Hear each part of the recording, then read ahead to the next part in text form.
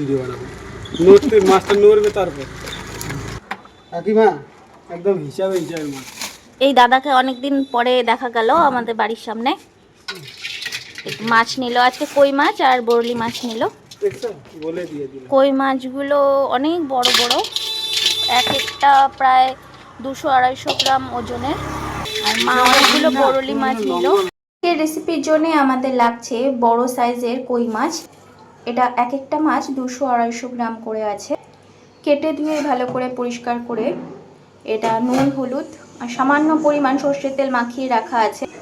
এখানে লাগছে ফোড়নে দেব তেজপাতা, চেরা কাঁচা লঙ্কা, গোটা জিরে, আদা বাটা, কাঁচা পাকা লঙ্কা বাটা আর কিছুটা পরিমাণ কাশ্মীরি লঙ্কার গুঁড়ো রাখা। এটা ধনে আর জিরে বাটা। লাগছে পেঁয়াজের রস। রান্না শুরু করব, তাই গ্যাসে কড়াই বসিয়ে আমরা অনেকটা পরিমাণ রিফাইন্ড অয়েল দিয়ে দিলাম। মাছগুলো ভেজে নেব। মাছগুলো ভেজে নিয়েছি আর সাথে আলুগুলো ওই মাছ ভাজার তেলেই ভেজে নিয়েছি। আলু আর মাছ ফ্রাই করা তেলের মধ্যে আমরা আরেকটু তেল অ্যাড করে দিলাম। গোটা জিরে, তেজপাতা, থেতো করা গরম মশলা, চেরা কাঁচা লঙ্কা, জিরে আর ধনে বাটা, আদা বাটা, লঙ্কা বাটা, পেঁয়াজের রস। এবার মশলাটাকে খুব ভালো করে কষিয়ে নিতে হবে। স্বাদ অনুযায়ী নুন, পরিমাণ মতো হলুদ গুঁড়ো। মশলা থেকে তেল ছেড়ে গেছে আর কাঁচা গন্ধও চলে গেছে। ঝোলের জন্য আমরা সামান্য পরিমাণ জল অ্যাড করব, কেননা তেল করে বেশ মাখো মাখোই হয়।